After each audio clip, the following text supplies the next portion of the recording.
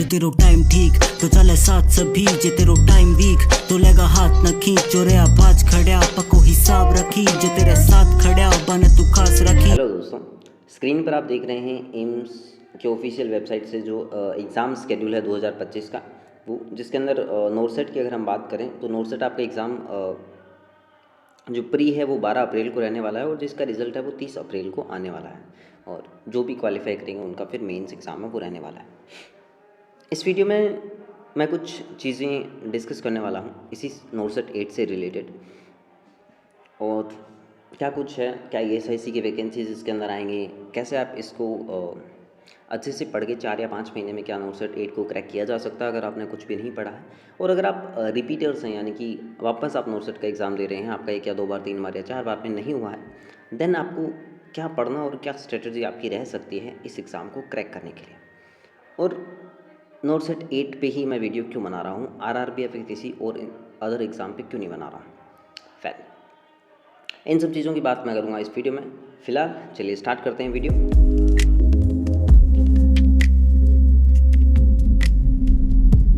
First question हमारा रहने वाला है कि नोरसेट 8 ही क्यों।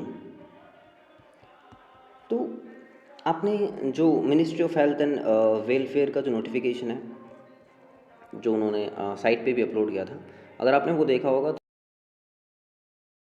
तो उनके अंदर एक कमेटी का गठन किया गया था जिसके अंदर एम्स, चिप, मैरोत, बड़े बड़े जितने भी इंस्टीट्यूट हैं सेंट्रल, उनके जो डायरेक्टर्स हैं उन्होंने उस मीटिंग को अटेंड किया था, किसी के किसी प्रोफेसर ने अटेंड किया था। तो उन सब के सजेशन से लास्ट में रिजल्ट ये निकला था कि जितनी भी वैकेंसीज हैं हॉस्पिटल के अंदर एक्सेप्ट डॉक्टर, सारी कॉन्ट्रेक्चुअल वैकेंसीज हैं वो की जाएंगी।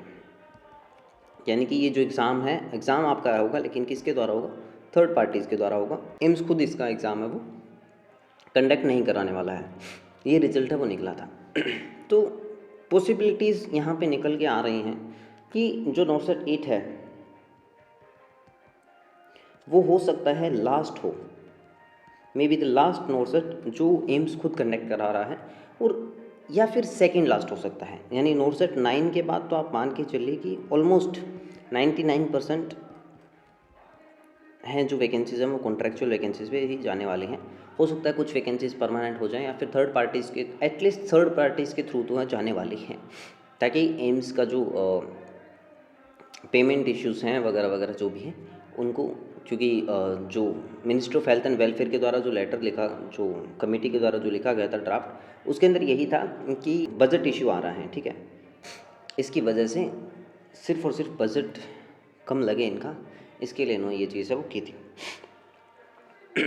अब जब नोरसेट 8 लास्ट हो सकता है तो नोरसेट 8 एक ड्रीम है नर्सिंग स्टूडेंट का कि वो एम्स में जॉब करे, क्योंकि हेल्थ के मामले में अगर आप कहीं भी मेजर करने जाओगे तो एम्स है वो इंडिया के अंदर क्या है, फर्स्ट नंबर पे है वो रहता है ना, हर चीज़ के अंदर, क्योंकि बढ़िया टेक्नोलॉजी है ना, और वेल इक्विप्ड है वो रहता है, अच्छे स्टाफ हैं, और प्रॉपर मतलब स्टाफ शॉर्टेज है वो कम है अदर इंस्टीट्यूट्स के मुकाबले। शॉर्टेज है, रहती है, हर इंस्टीट्यूट के अंदर शॉर्टेज ही रहती है नर्सेज की तो एटलीस्ट, बट कम है नोरसेट। तो ये जो एम्स इंस्टीट्यूट है वो क्या होता है, एक नर्सिंग स्टूडेंट का क्या रहता है, ड्रीम रहता है कि वो एम्स के अंदर काम करे, है ना। और उसमें भी किसी का जोधपुर का रहता है, किसी का बठिंडा का रहता है, कोई भोपाल, कोई दिल्ली एम्स सॉरी, तो अलग अलग इंस्टीट्यूट हैं वो वहाँ पे बच्चे वो जॉब करना चाहते हैं। तो जब अब नोरसेट है कॉन्ट्रेक्चुअल पे चला जाएगा तो वहाँ पे वो चीज़ नहीं रहेगी जो एक सेंट्रल गवर्नमेंट की जो चीज़ें हैं और एक कॉन्ट्रेक्चुअल वैकेंसीज हैं, वो बहुत सारी चीज़ें हैं वो डिफर होने वाली हैं। एग्जैक्ट कंफर्म नहीं है किसी को भी क्या रहने वाला है, क्या पेमेंट का रहेगा, क्या कुछ रहेगा, बट जो अभी है वो तो एटलीस्ट नहीं रहेगा, है ना, कुछ तो चेंजेस हैं वो रहने वाले हैं। हम चेंजेस की बात नहीं करेंगे, तो इस वजह से ये जो चीज़ें हैं, नोरसेट 8 है वो हो सकता है लास्ट हो, या फिर नोरसेट 9 है वो तो मोस्ट प्रोबेबली लास्ट नोरसेट होने वाला है। इसी वजह से मैं डिस्कस कर रहा हूँ कि नोरसेट 8 आप कैसे क्लियर कर सकते हैं अगर आप फर्स्ट टाइम या सेकेंड टाइम या रिपीटर्स हैं, उस कंडीशन में कैसे क्लियर आप वो कर सकते हैं। अभी कुछ दिनों पहले अपडेट आई थी कि ESIC की जो पोस्ट हैं, कुछ फरीदाबाद में पोस्ट है वो सेंक्शन हुई थी, तो क्या वो पोस्ट हैं वो नोरसेट 8 के अंदर आने वाली हैं, हो सकता है कि आ जाए, बट क्या वो जितनी पोस्ट सेंक्शन हुई थी 500 के अराउंड, क्या वो पूरी आने वाली हैं? बिल्कुल नहीं आएंगी। पूरी पोस्ट एक साथ में कभी भी नहीं भरेंगे। 100 से 150 आ सकती हैं और मैक्सिमम अगर हम बात करें तो 200 पोस्ट वो आ सकती हैं, है ना। और अदर ESICs की अगर आती हैं तो हो सकता है 400 से 500 पोस्ट हो जाए, बट इससे ज़्यादा होना थोड़ा सा कम लग रहा है, क्योंकि अभी ESIC ने जस्ट अभी एग्ज़ाम कराया है UPSC के थ्रू, अगर आपको पता हो तो, है ना। तो इस वजह से ये मैक्सिमम आंकड़ा लग रहा है। अगर और अदर इंस्टीट्यूट्स हैं ESIC के अगर होते हैं, अगर सिर्फ फरीदाबाद वाली जो वैकेंसीज़ हैं वो पोस्ट सेंक्शन हुई थी वो आती हैं, तो इससे ज़्यादा नहीं आएंगी। बाकी ये भी मेरे को नॉर्सेट 8 के अंदर थोड़ी प्रोबेबिलिटीज़ हैं वो कम लग रही हैं। और 80-20 का तो यहाँ पे हो ही गया है कंफर्म कि ESIC के अंदर भी 80-20 होगा। और जिसका जो ESIC की फेडरेशन है वो विरोध है वो लगातार कर रही है। हम उस टॉपिक पे नहीं जाएंगे, हम वापस आते हैं अब नॉर्सेट 8 को आप कैसे क्लियर कर सकते हैं। अब नॉर्सेट 8 क्लियर करने की अगर मैं बात करूँ तो सबसे पहला सवाल बच्चों के अंदर ये आएगा कि बुक्स कौन सी पढ़ें।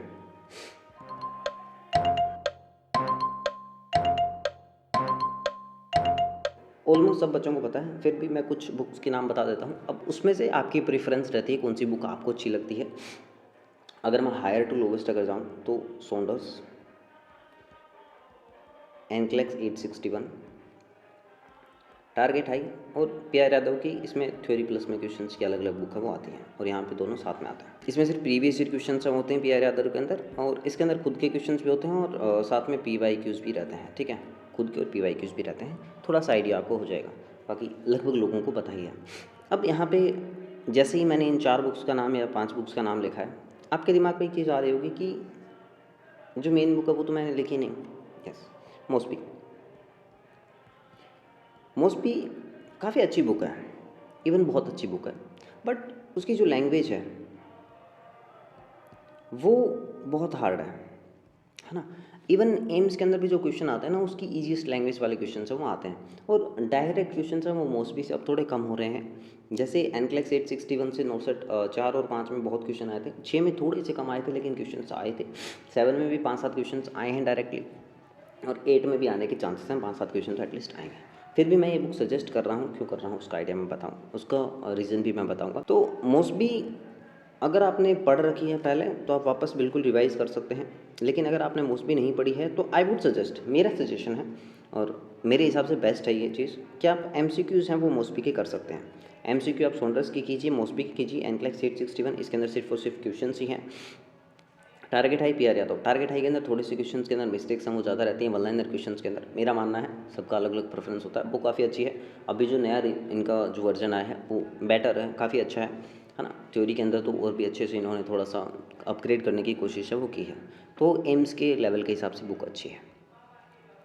तो एनक्लेक्स 861 बहुत सारे टीचर से आपने सुना होगा कि इज़ नॉट रेलेवेंट नाउ, है ना, बहुत सारे टीचरों ने आपको ये चीज़ बोली होगी, बट फिर भी मैं ये सजेस्ट कर रहा हूँ। उसका रीज़न है कि इसमें जो क्रिटिकल केयर है उसके क्वेश्चंस हैं काफ़ी। अगर आपने नोटिस किया होगा तो एम्स का ऐसा कोई एग्ज़ाम नहीं होगा जिसमें क्रिटिकल केयर से क्वेश्चन है वो नहीं आया हो, है ना। किसी में 5 क्वेश्चन आते हैं, किसी में 10 आते हैं, और किसी किसी में 15 भी आ जाते हैं। और नॉर्सेट 6 प्री की अगर मैं बात करूँ तो आप सभी को पता है कि 82 से भर दिया था पूरा पेपर, है ना, सॉरी। तो बहुत सारे क्वेश्चन हैं वो एमरजेंसी और क्रिटिकल केयर से आते हैं। तो अगर आप नॉर्सेट के लिए प्रिपरेशन के लिए अगर जा रहे हैं तो 2 चीज़ें, क्रिटिकल केयर के साथ में एमरजेंसी जो भी है ट्रॉमा से रिलेटेड, ठीक है, वो चीज़ें आपको बेसिक से लेके डीपर लेवल तक आपका नॉलेज है वहाँ पे होना चाहिए, है ना। और नॉर्सेट की एक बहुत ही तगड़ी आदत है कि वो आपको ऐसी चीज़ पूछेगा जो आपने पढ़ी नहीं होगी, मतलब आपने पूरा टॉपिक पढ़ लिया होगा लेकिन वो चीज़ आपने नहीं पढ़ी होगी, और इवन आपके टीचर ने भी वो चीज़ पढ़ा दी होगी, लेकिन एम्स वहाँ से क्वेश्चन निकालेगा जहाँ से उन्होंने नहीं बताया होगा, है ना। तो ये चीज़ आपको एक कोई भी टॉपिक आप पढ़ रहे हैं तो आपकी नज़र है वो पैनी नज़र है वो होनी चाहिए, और बिल्कुल एकदम चील की निगाह से आपको पढ़ना है, और आपका जो ब्रेन है वो एक्टिव होना चाहिए बिल्कुल, तभी आप एम्स का एग्ज़ाम है वो क्रैक कर पाएंगे। क्योंकि नॉर्सेट one of the toughest exam है, और ऐसे ही मतलब 1 घंटे 2 घंटे पढ़ के तो देखो एग्ज़ाम क्रैक नहीं हो सकता है, क्योंकि आपके पास ऑलमोस्ट 5 मंथ्स हैं अभी।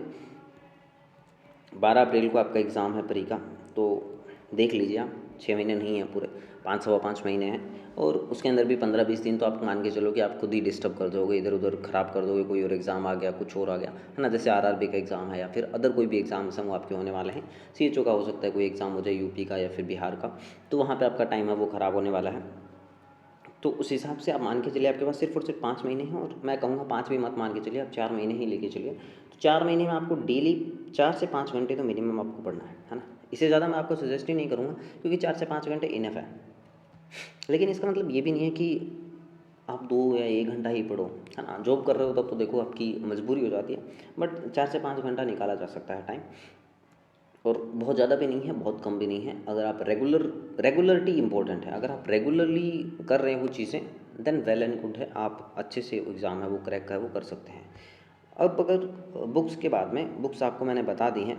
एनक्लेक्स 861 क्यों मैंने सजेस्ट किया है उसके अंदर, क्योंकि क्रिटिकल केयर के क्वेश्चंस काफ़ी हैं इसके अंदर, और इसको भी क्वेश्चंस को अगर आपको ऐसा लग रहा है कि नहीं मुझे वीडियोस देख के ही करना है, तो JDNI एक इंस्टीट्यूट है, उन्होंने इसकी जो बुक है वो सॉल्व करा रखी है, और भी किसी ने करा रखी होगी, बट मुझे वो ध्यान में, इसलिए मैं सजेस्ट कर रहा हूँ। कोई वो नहीं है, आप कहीं भी देख सकते हैं, और इन्होंने बुक है वो सॉल्व करा रखी है, और इन्होंने वही क्वेश्चंस करा रखे हैं जो इंपॉर्टेंट है, मतलब, है ना।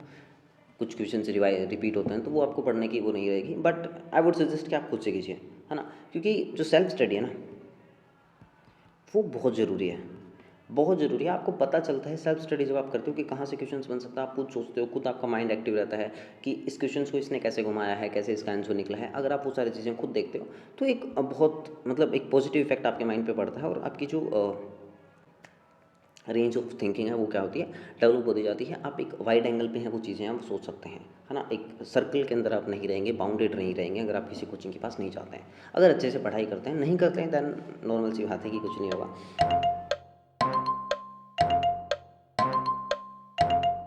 अगर आप रिपीट दे रहे हैं, ठीक है, तो उस कंडीशन में आपको क्या पढ़ना चाहिए, है ना। क्योंकि बहुत सारे बच्चे हैं जो फ्रस्ट्रेट हो जाते हैं, क्योंकि 80-20 है ना। तो अगर मैं OBC मेल के बॉयज़ का एग्जांपल लेके चलूँ, तो नॉर्सेट 8 के अंदर शायद 82 या 87 कुछ ऐसी सीट्स थी, है ना। तो सोच के देखिए कि 87 सीट्स के लिए, है ना, और जो बच्चे क्वालिफाई हुए थे वो 1300 के अराउंड बच्चे वो क्वालिफाई हुए थे नॉर्सेट प्री के अंदर, है ना। 1300 या शायद 1500, तो 1300 से 1500 बच्चे 80 से 87 सीट पे क्या हुए थे, क्वालिफाई हुए थे। तो अब सोच के देख लिया कि यहाँ पे कितना चांसेस हैं, मतलब कितने कम चांसेस हैं, सोच के देखिए आप। मेल के लिए, ठीक है, फीमेल्स के लिए भी मैं मानता हूँ कंपटीशन बढ़ गया है अब 80% सीट में भी, क्योंकि सीटें काफ़ी कम हो गई हैं। पहले जहाँ 4000 सीटें आती थी, तो लड़कों के लिए भी 700-800 सीट्स हम हो जाती थी टोटल, है ना, जिसके अंदर 200 के लगभग 150 से 200 सीट्स हैं वो मेल के अंदर, OBC के अंदर आ जाती थी, तो थोड़ा सा कंपटीशन कम था। बट अभी जो लेवल है स्टडी का, इंस्टीट्यूट्स हैं वो अच्छा पढ़ाने लग गए हैं, और नॉर्सेट का पेपर का लेवल भी बढ़ता जा रहा है, कंपटीशन बढ़ता जा रहा है। उस वजह से बहुत हार्ड हो गया है किसी भी इन एवरेज जो स्टूडेंट्स है उसके लिए तो और भी ज़्यादा हार्ड हो गया। जो टॉपर्स होते हैं उनके लिए तो फिर भी ईजी हो जाता है, क्योंकि एवरेज स्टूडेंट को बहुत चीज़ें बहुत अच्छे से और बहुत बार पढ़नी पड़ती हैं, तब जाके वो चीज़ें हो पाती हैं। तो इस वजह से तो यहाँ कंपटीशन बहुत है, और इस वजह से नहीं हो पाता है। और फ्रस्ट्रेशन जो रहती है ना रिपीटेडर्स की, वो मतलब एक वैलिड है, फ्रस्ट्रेशन तो होती है। अगर आप कोई एग्ज़ाम दे के आते हैं, 2 साल से आप पढ़ रहे हैं उस एग्ज़ाम के लिए, और आप आधा नंबर, 1 नंबर, आप प्री भी क्वालिफाई कर रहे हैं, आप मेंस भी क्वालिफाई कर रहे हैं, स्टिल आपका सिलेक्शन नहीं हो रहा है। आप 1500 रैंक भी लेके आ रहे हैं 1 लाख में से, स्टिल आपका सिलेक्शन नहीं हो रहा है। तो फ्रस्ट्रेशन तो देखो होती है, बट ज़िंदगी है, और ज़िंदगी में आपको आगे तो है वो बढ़ना पड़ेगा, और आगे बढ़ने के लिए आपको फिर से पढ़ना पड़ेगा। तो अब मैं बताता हूँ कि आप कैसे उस 1 नंबर को और ला सकते हैं। फर्स्ट चीज़ जो आपको कंट्रोल करनी है ना, वो है नेगेटिव मार्किंग। अब मानिए नहीं मानिए, लेकिन जो जितने भी रिपीटर्स हैं उनकी नेगेटिव मार्किंग है वो होती है ज़्यादा, ठीक है। या तो होता है कि उनको डर होता है कि नेगेटिव मार्किंग हो जाएंगे, इसलिए वो बहुत कम अटैम्प्ट करते हैं क्वेश्चंस। दूसरा होता है कि उनको लगता है कि मैंने कम अटैम्प्ट किए हैं, हो पेपर इजी, क्योंकि पढ़ी हुई होती हैं सारी चीज़ें, तो पेपर इजी लगता है कि यार ये भी पढ़ा हुआ टॉपिक है, ये भी पढ़ा हुआ टॉपिक है। तो उस वजह से वो जो क्वेश्चन घुमाया हुआ होता है उस पर ध्यान कम चला जाता है, और क्वेश्चंस कितने अटैम्प्ट करने हैं वहाँ पे ज़्यादा फोकस चला जाता है। तो इस वजह से क्वेश्चंस कितने अटैम्प्ट करने हैं वो माइंड में प्री फील मत कीजिए कि मुझे 140 ही करने हैं या 120 ही क्वेश्चन करने हैं, मत कीजिए ये चीज़। आपकी नेगेटिव मार्किंग बहुत बढ़ जाएगी इससे, अगर आप ये करके चल रहे हैं एग्ज़ाम के अंदर। तो अभी जो नॉर्सेट 7 मेंस का जो एग्ज़ाम है उसके अंदर बहुत सारे बच्चे हैं जो 140 से 50 के बीच में करके आए हैं क्वेश्चंस, ठीक है। लेकिन उनके अगर मैं नंबर की अगर बात करूँ तो किसी के भी 100 क्वेश्चंस भी सही हुए हैं, ठीक है, किसी के 105 क्वेश्चन सही हुए हैं, किसी के 102 क्वेश्चन सही हुए हैं, किसी के 91 सही हुए हैं, तो सोच के देखो कि 140 क्वेश्चन किए हैं और इतने नेगेटिव हुए हैं। नेगेटिव मतलब बचे हुए नेगेटिव हैं, ये सही हुए हैं, है ना। अगर ये नेगेटिव 40 क्वेश्चन नहीं करते तो सोच के देखो क्या इनका सिलेक्शन नहीं होता, आराम से होता। बट अब नहीं हुआ है, क्यों? क्योंकि नेगेटिव बहुत कर दिए हैं। तो नेगेटिव्स आपको कंट्रोल करने हैं, और नेगेटिव जब आप कंट्रोल कर लेंगे तो आपका सिलेक्शन है वो हो जाएगा। सेकंड चीज़ कि जो बच्चे 2-3 साल से पढ़ रहे हैं उनके लिए सबसे ये बहुत मतलब इरिटेटिंग चीज़ होती है, गाइडलाइन चेंज होती रहती हैं हर आए दिन किसी न किसी चीज़ की। कभी ब्रेस्ट फीडिंग की चेंज हो गई, कभी पार्टोग्राफ की चेंज हो गई, पार्टोग्राम की चेंज हो गई, कभी किसी की चेंज हो गई, है ना। कुछ ना कुछ चेंज है वो होता रहता है, और माइंड में चीज़ें हैं वो बिल्डअप होती जाती हैं, और इसकी वजह से कई बार कन्फ्यूजन हो जाती है कि ए सही है या बी सही है। ए में पुरानी गाइडलाइन दे देंगे, बी में नई दे देंगे। अब नई से रिलेटेड क्वेश्चन पूछा है तो कन्फ्यूजन, पुरानी से पूछा है तो कन्फ्यूजन, क्योंकि जो नया बच्चा पढ़ के आया उसके बीच में तो सीधा है कि हाँ ए, नई से पूछा है तो ए है, ठीक है। लेकिन पुराना वाला जो बच्चा पढ़ गया है उसके बीच में कि यार ए होगा कि बी होगा, और वहाँ पे वो ए बी के बीच में आधे बच्चे हैं वो गलत करके आएंगे और बी आंसर करके चले आएंगे, तो वहाँ पे आपका नेगेटिव चला जाएगा। तो आपको गाइडलाइन के साथ में अप टू डेट रहना है, और आपके जो नोट्स हैं ना, जो न्यूएस्ट वाले वो नोट्स हैं वो आपको रिवाइज़ करने की ज़्यादा कोशिश करनी है। यहाँ पे जो आपको रिवाइज़ करना है ना, वो आपके जो न्यूएस्ट वाले नोट्स हैं उनको आपको क्या करना है, रिवाइज़ करना है, ठीक है। पुराने जो बहुत पुराने 3 साल पुराने जो नोट्स हैं उनको आपको नहीं पढ़ना है बार बार, ठीक है। उनको आपने पढ़ लिया, लेकिन अब उसमें पुरानी गाइडलाइंस होगी बहुत जगह, है ना। जैसे आपने कोई ऐसा कोई रजिस्टर बना रखा है जहाँ पे आपके क्वेश्चन गलत हुए हैं वो लिख रखे हैं, तो अब उनमें से है ना, मतलब मान के चलो कि हर पेज पे एक आधा क्वेश्चन आपको मिल जाएगा जिसके आंसर अब चेंज हो गए हैं, है ना, है ना। कभी ईटी ट्यूब से रिलेटेड कुछ चेंज हो जाएगा, टीटी से रिलेटेड कुछ चेंज हो जाएगा, सक्शन प्रेशर से रिलेटेड कुछ चेंज हो जाएगा, कुछ ना कुछ चेंजेस हम वो देखने को मिलते रहते हैं। इस वजह से पुराने जो नोट्स हैं आपके वो मत पढ़िए। और क्रिटिकल केयर वाली तो कोशिश कीजिएगा कि अभी अगर आपने अभी रिसेंट में अगर 2-4 महीने में अगर आपने नहीं क्लासेस ली हैं क्रिटिकल केयर वाली, तो उनके नोट्स एक बार आप हैं वो क्या कर लीजिए, अप टू डेट कर लिए, उसके अंदर कोई चेंज है तो वो आप कर लीजिए, ताकि आपके वो क्वेश्चन हैं वहाँ से गलत हैं वो नहीं हो।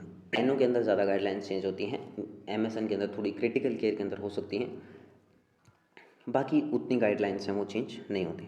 तीसरी चीज़, रिपीटेटर्स होते हैं वो क्या करते हैं, फिर फ्रस्ट्रेट हो जाते हैं, फिर उनको ये लगता है कि यार क्या पढ़ें, ये पढ़ें वो पढ़ें, मौसवी पढ़ें, लिपिनकोड पढ़ें, सॉन्डर्स पढ़ें, एनक्लेक्स 861 पढ़ें, पीआर पढ़ें या टारगेट हाई पढ़ें। तो इधर उधर जो भागने वाली बात है ना, तो डोंट रन, है ना। अपना जो सोर्स है ना उसको एक रखो। एक रखने का मतलब ये नहीं कहता कि आप मौसवी पढ़ रहे हो तो सॉन्डर्स मत पढ़ो, पढ़ लो भले, कोई दिक्कत नहीं है, मौसवी के साथ आप सॉन्डर्स पढ़ो। लेकिन ये मत करो कि मौसवी पढ़ते हुए आपके दिमाग में आ रहा है यार सॉन्डर्स पढ़ लेता, सॉन्डर्स पढ़ते हुए आपके दिमाग में आ रहा है यार टारगेट हाई पढ़ लूँ, वहाँ से क्वेश्चन आ सकते हैं डायरेक्ट, है ना। ये मत सोचो कि क्वेश्चन कहाँ से आ सकते हैं, ये सोचो कि आपको क्वेश्चन कहीं से भी हैं, आपको टॉपिक क्लियर कट होना चाहिए। अगर आप ईटी ट्यूब पढ़ रहे हैं तो ईटी ट्यूब में आपको सक्शन से रिलेटेड, जो सक्शन कब करते हैं, कैसे करते हैं, प्रेशर क्या रहता है ना, कौन सा कैथेटर यूज़ करते हैं, कैथेटर इंसर्ट कैसे करते हैं, निकालते कैसे हैं, ऑक्सीजन कैसे देते हैं, कौन से मास्क देते हैं, कितनी ऑक्सीजन देते हैं, कितनी परसेंटेज देते हैं, कितनी देर तक देते हैं, कितनी टाइमिंग रहती है, कितनी ईटी ट्यूब एक्स्ट्रा होनी चाहिए। तो वो सारे मतलब एकदम पूरा फोकस्ड आपको वो सारे क्वेश्चन आपके दिमाग में होने चाहिए कि क्या क्या क्वेश्चन हैं वो बन सकते हैं, और उस हिसाब से आपको है वो पढ़ना है कि हर टॉपिक का हर क्वेश्चन आपके दिमाग में बना हुआ होना चाहिए कि ये क्वेश्चन ऐसे करके ऐसे घुमा के पूछ सकता है।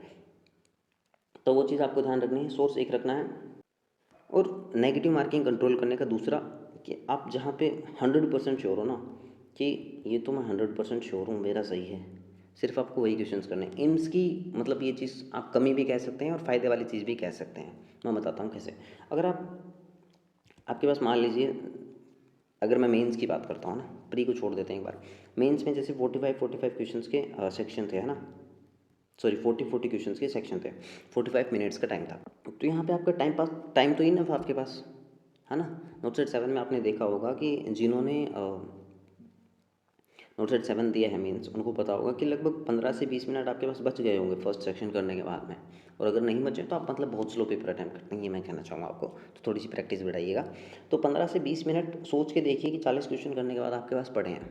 अब यहाँ पे आपके माइंड को कंट्रोल इतना सा करना है कि जो क्वेश्चंस आपने छोड़ दिए हैं उन क्वेश्चन को वापस नहीं करना है।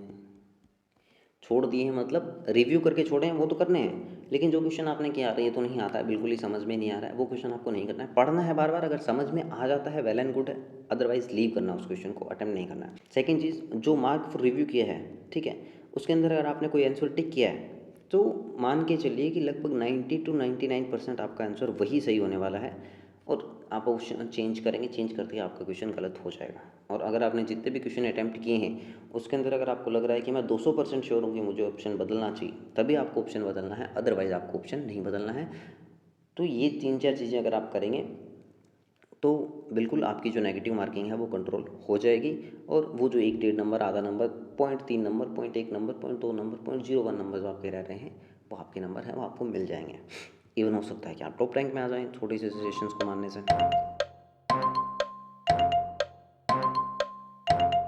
क्या पैटर्न चेंज फिर से होगा एम्स का?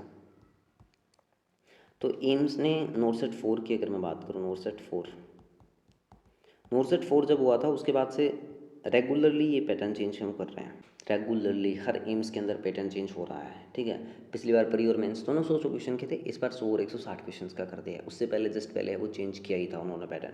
तो रेगुलरली ये पैटर्न चेंज कर रहे हैं, तो पॉसिबिलिटी है कि चेंज हो जाए भाई साहब, है ना। अब पैटर्न चेंज हो या नहीं हो, नॉर्मल सी बात है। एक चीज़ आपको माइंड में रखनी है कि आपने जो पढ़ा है पेपर में वही आने वाला है, वही टॉपिक्स आने वाले हैं। जो ईटी ट्यूब आपने पढ़ी है वही ईटी ट्यूब आपके आने वाले हैं। ईटी ट्यूब का बार बार नाम इसलिए ले रहा हूँ क्योंकि ईटी ट्यूब और ईटी और टीटी जो हैं वो one of the famous topic हैं एम्स के, जो हर बार उनके क्वेश्चंस आते ही आते हैं। चाहे वो आप नॉरसेट 7 ले लो, 6 ले लो, 5 ले लो या 4 ले लो, कितने भी ले लो आप, ठीक है। कितने भी एम्स का आप कोई भी एग्ज़ाम उठा लेना, ईटी ट्यूब से अगर आपको क्वेश्चन नहीं मिले तो आप मेरे को बोल देना कि सर इसके एग्ज़ाम में नहीं था। इवन पहले जब अलग अलग होते थे तब भी आते थे, तब थोड़े से कम आते थे। अब तो हर एग्ज़ाम में आपको 1 2 2 4 5 7 10 15 मतलब आ सकते हैं आराम से 15 क्वेश्चन, है ना।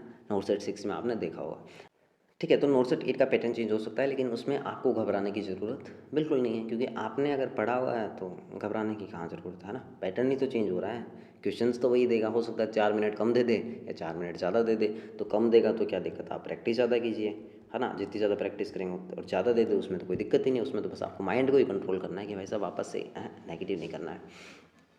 अब एक और चीज़, अभी आरआरबी की वैकेंसीज हैं वो निकले हुए हैं, तो बच्चों के ये भी मन में डाउट होगा कि आरआरबी का पढ़ें या फिर एम्स का पढ़ें।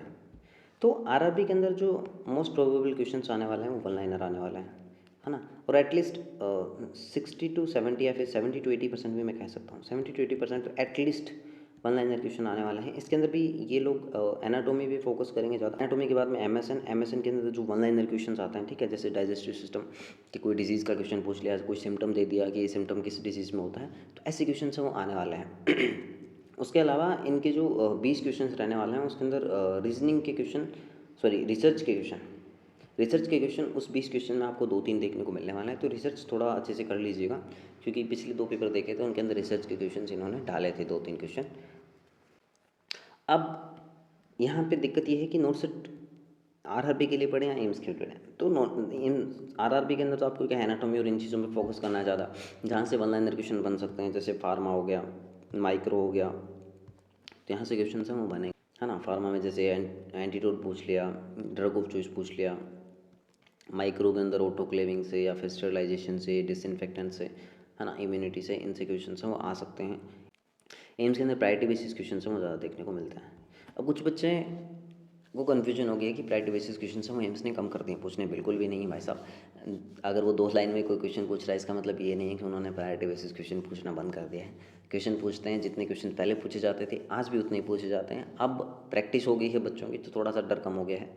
इस वजह से उनको जो पहले प्रायोरिटी बेसिस क्वेश्चंस लगते थे अब वो नहीं लगते, अब वो कॉमन क्वेश्चंस हो गए हैं। एम्स के लिए अगर आप पढ़ रहे हैं तो नॉर्मल सी बात है, आरआरबी के लिए आपकी प्रिपरेशन है वो हो जाएगी। थोड़ा सा आपको यहाँ पे आरआरबी के अंदर 2-3 टॉपिक्स अलग से पढ़ने पड़ेंगे, जैसे फिजिक्स के क्वेश्चन यहाँ पे आते हैं। बायोलॉजी के अंदर डीएनए से रिलेटेड, आरएनए से रिलेटेड क्वेश्चन वो रहते हैं, और उसके अलावा केमिस्ट्री के क्वेश्चंस। तो ये 5-4 क्वेश्चन वहीं आने वाले हैं। फिजिक्स के क्वेश्चन हैं इसमें भी ज़्यादा पूछे जाते हैं। तो ये जो 20 क्वेश्चन रहने वाले हैं उसके अंदर आपको फिजिक्स, उसके बाद में ये रिसर्च, और एक दो क्वेश्चंस इंग्लिश का भी हो सकता है, मैथ के क्वेश्चंस आपको देखने को मिलेंगे, रीजनिंग के एक दो क्वेश्चंस हैं वो देखने को मिलेंगे। तो बायो और केमिस्ट्री के अगर आप नहीं भी पढ़ेंगे तो फिजिक्स अगर आप पढ़ लेंगे तो फिजिक्स के 4 से 5 क्वेश्चन आपको देखने को मिलने वाले हैं। तो ये था कुछ मोटा मोटा कि नॉर्सट 8 क्यों ज़रूरी है, क्या ESIC की वैकेंसीज आएंगी और क्या आपको पढ़ना चाहिए। अगर आप रिपीटेटर्स हैं तो आपको क्या पढ़ना चाहिए, अगर आप नॉर्मल तैयारी कर रहे हैं तो आपको क्या पढ़ना चाहिए। तो वैकेंसीज़ क्या रहने वाली हैं ये भी क्वेश्चंस आपके दिमाग में रहेगा, बट नॉर्मल सी बात है, वैकेंसीज आप मान के चलो कि अगर ESIC की वैकेंसीज इसके अंदर शामिल होती हैं तो 2000 के लगभग आ जाएगी, अदरवाइज़ 1300 से 1500 के बीच में वैकेंसीज आपकी रहने वाली हैं। रफ आइडिया है, गलत भी हो सकता है, सही भी हो सकता है, क्योंकि कल को किसने देखा है, कल को कौन जानता है क्या होगा। फिलहाल मैं मिलता हूँ आपको नेक्स्ट वीडियो में, तब तक के लिए bye bye, take care, see you soon.